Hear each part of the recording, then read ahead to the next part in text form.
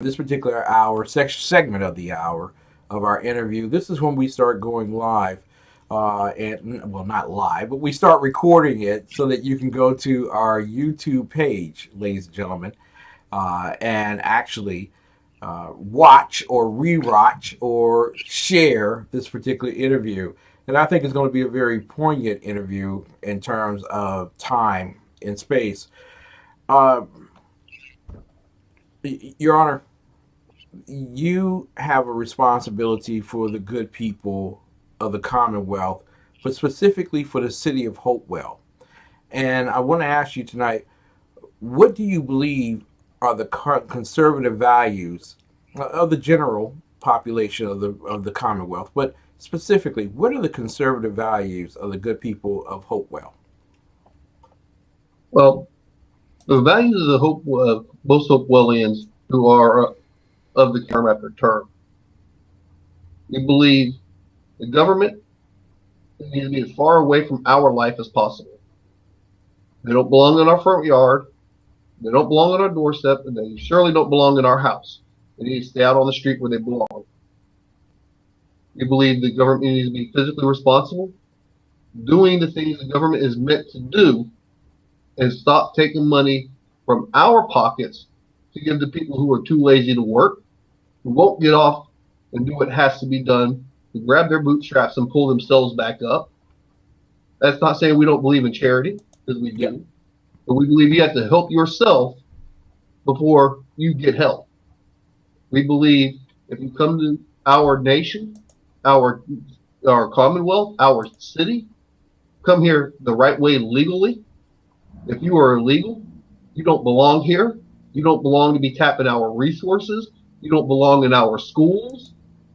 You are a burden to every taxpayer in the city. That's not what my taxpayer dollars are for. Every time you go, an illegal goes to America, she came here legally through the legal processes set forth by Congress and by law. He did not jump a border and jump in front of everybody else.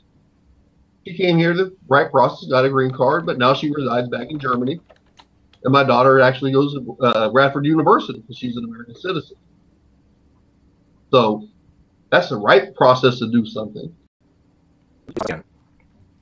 Yet there has been an intrusion on the lives of not just the people of Hopewell and the citizens of the Commonwealth of Virginia, but upon this nation where you have superstars like Bernie Sanders and Alexandria Ocasio-Cortez and many others who are lining up and saying, listen, no man should be so rich as to have more money than someone who has need. And quite frankly, that you owe and I owe individuals their livelihoods, and we should not excel as a nation, that socialism should reign. You actually fought in areas around the world where socialism reigns. How does that work for a country? I can tell you I've seen socialism and communism firsthand.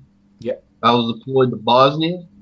I was deployed in Kosovo, which is former Serbia, former Yugoslavia. I was deployed to Macedonia, all former Eastern Bloc Soviet communist states.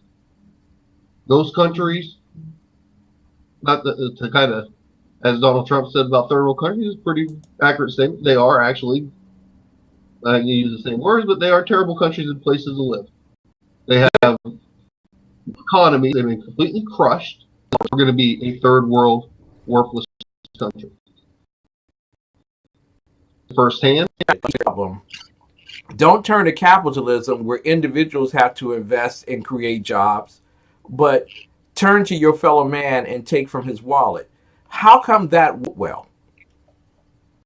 Well, it doesn't work, number one, because me personally, I make $62,000 a year. I've worked my whole life to get to where I am. And every tax dollar that is taken from welfare as a way of life and not a help to bring themselves out of the poverty, but as that's their whole life is getting that welfare check, is slap in the face to every person who gets up in the morning, goes to their job, works 8 to 10 hours, comes home day after day. This is a slap in the face to the citizen. Now, just want to say to those who are following along with us, there are some technical difficulties that we're experiencing, but we are recording this so that if you miss any segments of this, and you as the chairman of the City of Hopewell's Republican Committee are expected to respond to it.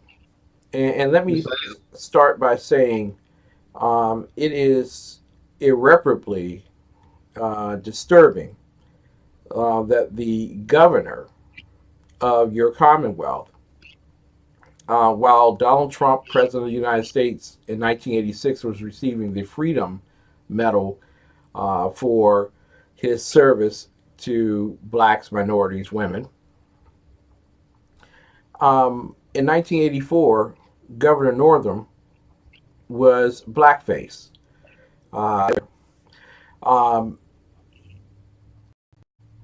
Then Mark Herring tells the governor that he should resign from his position. Then the next breaking story is that the lieutenant governor himself is involved in a sexual assault claim that's expunged or quashed out of Mark Herring, that maybe he shouldn't resign because he was caught when he was younger with a photograph of wearing blackface. I have to ask you, is that the Commonwealth of Virginia? Is that America to the people of the Commonwealth? Absolutely not. Now, me, as if you notice what my hat says, it says I'm a Native veteran. My grandfather is full-blood Apache Indian. Makes my mother a half and me a quarter. So, as a person of color, when I see that, it is absolutely outraging. It is outrageous, unacceptable, and should never be accepted under any circumstance. Now, Saturday, after this broke on Friday, I wrote an official statement as the chairman of the Republican Party of the City of Hopewell. Please share that with us. That statement is based off of historical fact. My statement was publicly released on February 2nd at 9:22 a.m. Reads as follows. Why is it a surprise to everyone to find out that our Democrat governor is a Klansman? The KKK is a product of the Democrat Party.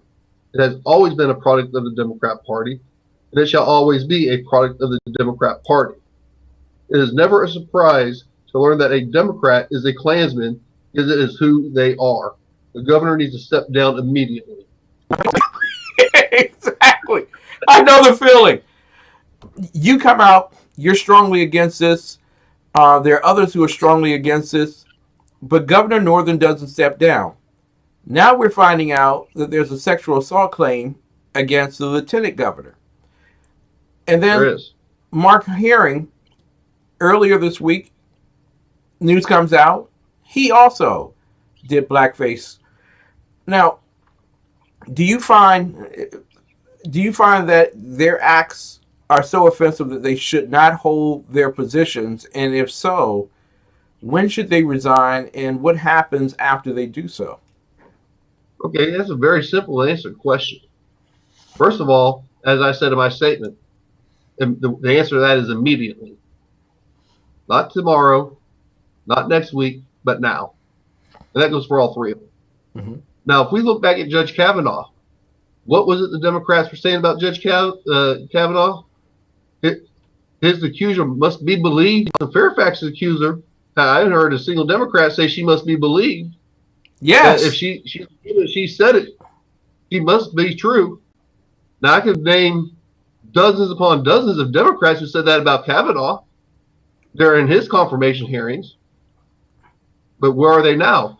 I watched a segment on Fox News just last night where a commentator was on camera asking Bernie Sanders, who pretended to be on a phone call to avoid answering the question, asked Dianne Feinstein, the senator who actually had that leak from her office, what started that whole process in the first place, who refused to answer the questions.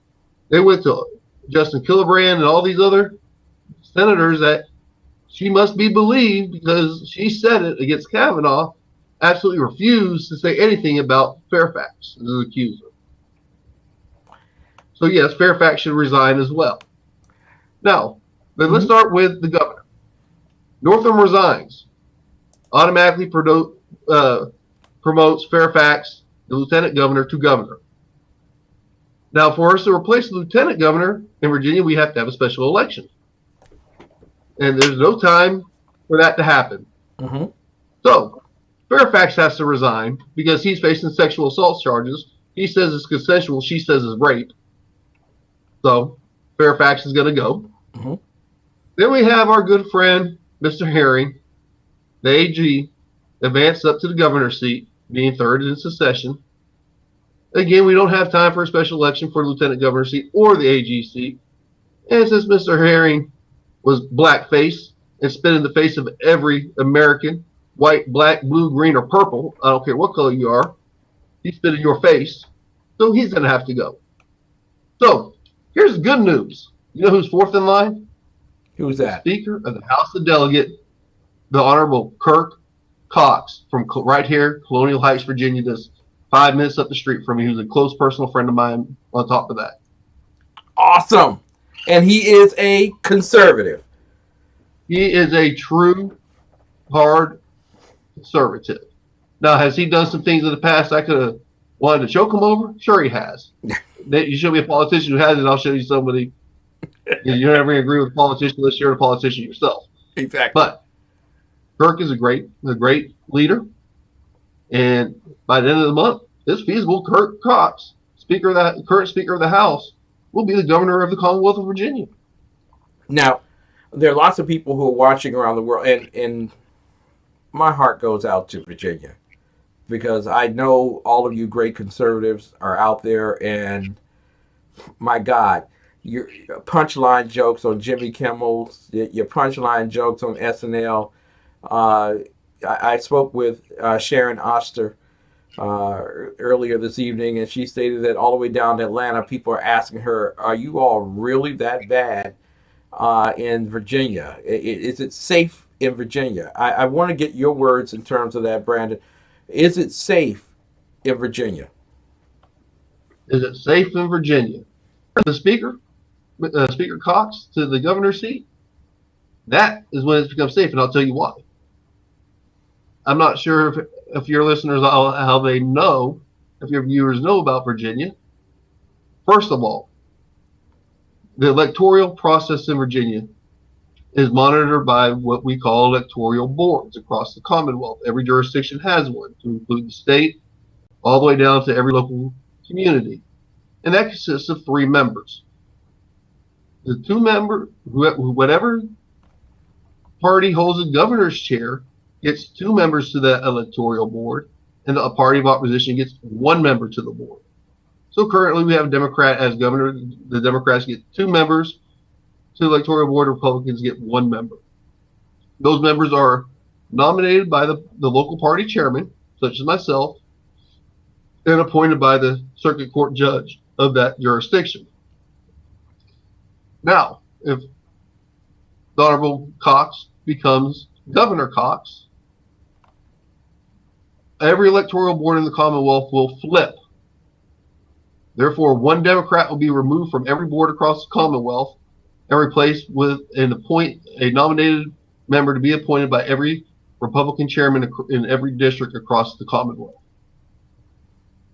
To include the state board, which would be done by the state party chairman to appoint, to nominate an appointee to take that Democrat's place.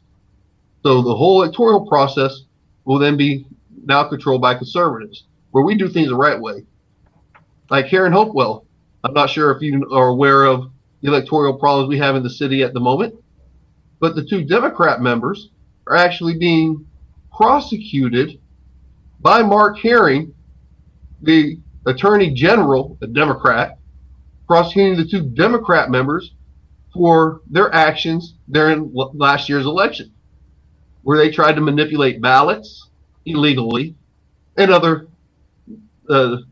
nefarious things they did to be removed from the board by the courts. And there's a jury trial starting next month to actually absolutely do that. And then when the electoral process is flipped, we can then make sure we have fair and open elections again here within the Commonwealth. So there's a lot of good things that will happen by those three demons sitting in those three top offices being removed from office. What we're talking about here is a unilateral shift of a purple state to becoming a red state going towards 2020. Do you understand?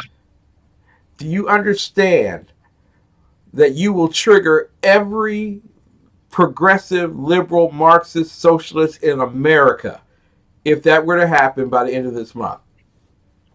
Well, yes, but then again, you're going to have a Republican House of Delegates, you're going to have a Republican Virginia Senate, and you're going to have a Republican in the governor's seat. And session doesn't end until the end of the month. So if this happens at the end of the month, we can push every pro-conservative bill through the House of Delegates, the Senate, signed by Governor Cox. This let's murder a baby after it's born abortion that Mr. Governor Northam was talking about the other day would never happen here in Virginia as he wants it to happen. What do they call it? Fascicide? Yep. Whatever terminology they were using for it. Where, yes, okay, it's a failed abortion, but we're going to revive the baby and then murder it anyway? I don't know about you, but murder is murder to me. That's right. That's right. Ladies and gentlemen, it is a tremendous honor, and this won't be the last time. We'll be bringing you back over the next few weeks to follow this particular story. But we've been talking with Brandon Howard, who is the chairman of Hopewell Republican Committee, also running for city council in the city of Hopewell for 2020. And what is the best way for people to get in contact with you, sir? The best way for people to contact me is either go to my Facebook page, search Brandon Howard for Hopewell City Council, or just Brandon Howard, City of Hopewell, either one of my Facebook pages, the Hopewell Republican Committee Facebook page.